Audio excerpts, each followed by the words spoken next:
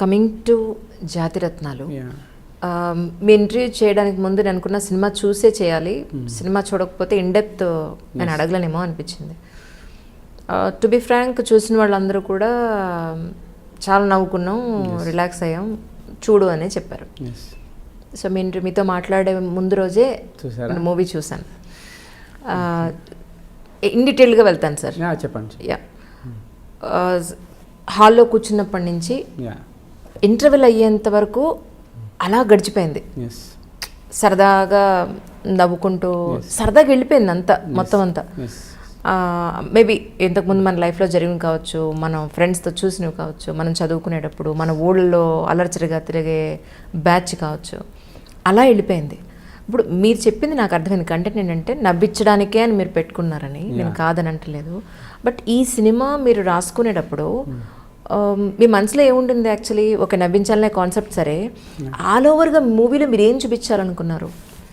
యాక్చువల్గా మేము మూవీ తీసిన ఉద్దేశమే చాలా ఒక డమ్ వరల్డ్ క్రియేట్ చేద్దాం అనుకున్నాం అనమాట. ఒక ఆహ్లాదకరమైన ప్రపంచాన్ని క్రియేట్ చేద్దాం అనుకున్నాము. సో మెసేజ్ పరంగా ఏం లేదండి. ఇప్పుడు నాగశ్విన్ కూడా ఏదైనా సినిమా ప్రొడ్యూస్ చేయాలంటే దీంట్లో ఏం వాల్యూ ఇస్తున్నాం ఆడియన్స్కి అనేది ఆలోచించడం అనమాట. ఎగ్జాక్ట్లీ. సో మేము ఆలోచించింది ఏంటంటే ఒక ప్యూర్ అంటే ఒక ఇన్నోసెన్స్ని హైలైట్ చేద్దాం అనుకున్నాం అనమాట. సో తెలియకనే ఆడియన్స్ లోపలికి ఒక ఇన్నోసెన్స్ కానీ, మీరు ఈవెన్ లవ్ ట్రాక్ చూసినా కానీ, సో నాకేంటంటే ఒక సీరియస్నెస్ అనేది తీసేయబుద్ధి అవుతుంది. నాకు సీరియస్నెస్ అనేది ఒక డిసీజ్ లాగా అనిపిస్తుంది అనమాట. మనుషుల్లో సీరియస్నెస్ కావచ్చు. సో ప్రతిదాన్ని చాలా సిల్లీగా చేసి, ప్రతిదాన్ని చాలా కామెడీగా చేసి చేద్దాం అనేది మా ఉద్దేశం, అంతే. ఆ సినిమా వరకు? ఎస్, అంతే అండి, ఈ సినిమా వరకు. ఓకే.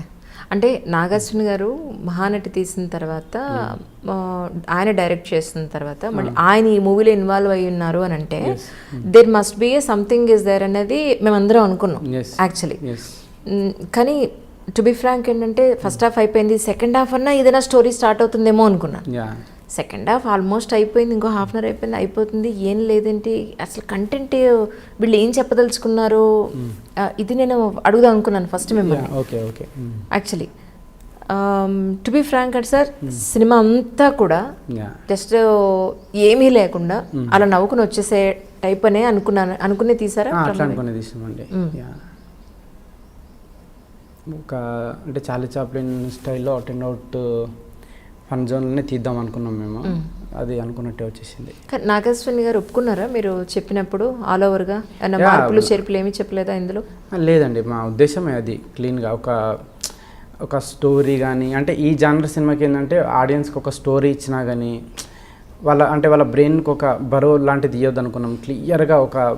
క్లియర్గా స్టోరీ చాలా ఈజీగా అర్థమయ్యేటట్టు, వాళ్ళ ఎంత లైట్ హార్టెడ్గా చెప్తే, ఎంత లైట్ వేలో చెప్తే అంత హ్యాపీగా అనుకొని మేము అట్లా రాసుకుంటూ వెళ్ళిపోయినాం అనమాట. అంటే ఇప్పుడు కథ అనేది, ఇప్పుడు ముగ్గురు డమ్ ఫెలోస్ ఒక సీరియస్ క్రైమ్లు ఎదుర్కొంటే ఎట్లా బయటపడతారు అనేది చిన్న లైన్, దాన్ని అల్లుకొని మేము చేసుకుంటూ వచ్చినాం, అంతే. Okay, right. ఇప్పుడు అలా చూసుకుంటే ఫస్ట్ హాఫ్ నుంచి లాస్ట్ వరకు కూడా వాళ్ళ ఇన్నోసెన్స్ని, వాళ్ళ అమాయకత్వాన్ని, ఒక సిటీకి వచ్చి అక్కడ అదంతా మీరు చూపించారు అందులో. ఈ చిట్టి అన్న అమ్మాయి క్యారెక్టర్కి, హీరోకి మీరు ఎక్కడ కనెక్ట్ చేశారు అని అంటే, వాళ్ళ మదర్ తన్ని చిట్టి అని పిలుస్తుంది.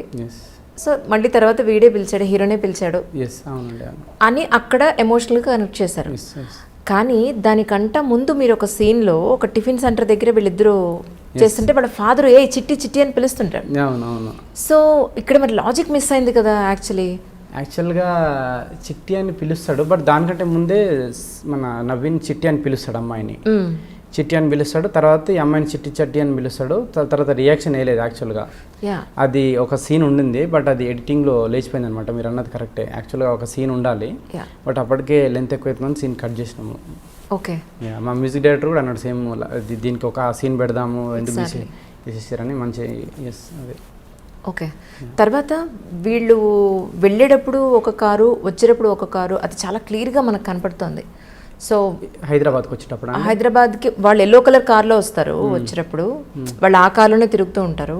బట్ కోర్టుకు వెళ్ళేటప్పుడు వచ్చేటప్పుడు వీళ్ళు ఆ క్రైమ్లో ఇన్వాల్వ్ అయ్యే సిచ్యువేషన్స్ అప్పుడు అక్కడ ఒకటి కార్ ఒకటి అదొకటి అంటే నేనే కాదు నాకు ఫోన్ చేసిన వాళ్ళు కూడా ఇందులో నువ్వేం పాయింట్స్ గుర్తించావు అనేది చెప్పినప్పుడు ఇది కూడా ఒక డిస్కషన్కి వచ్చింది. అదొకటి. తర్వాత అంటే నేననేది ఏంటంటే మీరు నవ్వించాలనుకున్నారు, సూపర్బ్ ఐడియా. కానీ బ్రహ్మానందం గారు లాంటి క్యారెక్టర్ని లేదా ఒక పెద్ద పొలిటికల్ లీడర్ని వాళ్ళకి చాలా బిల్డప్ ఇచ్చారు ఆ పొలిటికల్ లీడర్ కానీ వాళ్ళకి కానీ బ్రహ్మానందాన్ని కరెక్ట్గా యూటిలైజ్ చేసుకున్నారా మీరు ఒక మాటలో చెప్పాలని అంటే? అసలు ఆయన కోర్టులో ఉండి జస్ట్ ఆయన బ్రహ్మానందం గారు అంటే సూపర్ కామెడీ ఎక్స్పెక్ట్ చేస్తారు. ఫస్ట్ ఆయన ఆన్ స్క్రీన్ మీదకి రాగానే అందరూ నవ్వుతారు, అరే వచ్చారా నాయన ఆయన అని నవ్వుతారు. అలాంటి ఆయనకి జస్ట్ ఒక సింపుల్ డైలాగ్లో అయితే మీరే చేసేసుకోండిరా, మీరే వాది చేసుకోండి, మనం ఎందుకు అనేది తప్ప ఇక అంటే బ్రహ్మానందం గారు లాంటి కమీడియన్ని ఇందులో సరిగా యూటిలైజ్ చేయలేదేమో అనేది సినిమా విశ్లేషకుల అలాంటి వాళ్ళకి మీరేం సమాధానం చెప్తారు? అండి స్టార్టింగ్ జడ్జ్ క్యారెక్టర్ బ్రహ్మానందం గారు కాదు,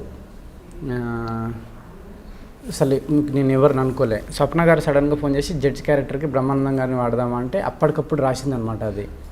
సో ముందే బ్రహ్మానందం గారు అనుకొని రాసింది కాదనమాట అది. సో అప్పటికప్పుడు బ్రహ్మానందం గారు అనుకుంటే మీకు బ్రహ్మానందం గారు హీరో ఆయనకంటూ మళ్ళీ సపరేట్ ట్రాక్ వేయాల్సి వచ్చింది. సపరేట్ ట్రాక్ ఏం వేయలేదు, స్పాట్లో దాన్ని అంటే కథ డిస్టర్బ్ కాకుండా రాసిందనమాట అది. ఓకే. ఇంకొక విషయం సార్ ఏంటంటే ఇప్పుడు మీరు కోర్టుని బేస్ చేసుకుంటూ జ్యుడిషియరీని బేస్ చేసుకుంటూ కొంత సినిమా నడిచింది.